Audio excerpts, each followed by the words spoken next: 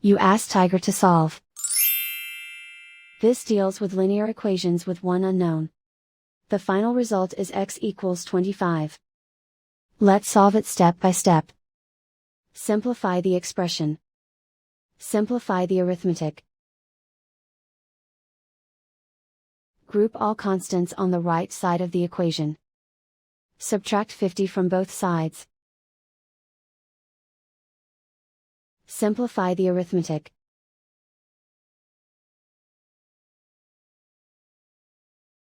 Isolate the x. Divide both sides by -2. Cancel out the negatives. Simplify the fraction. Cancel out the negatives. Find the greatest common factor of the numerator and denominator.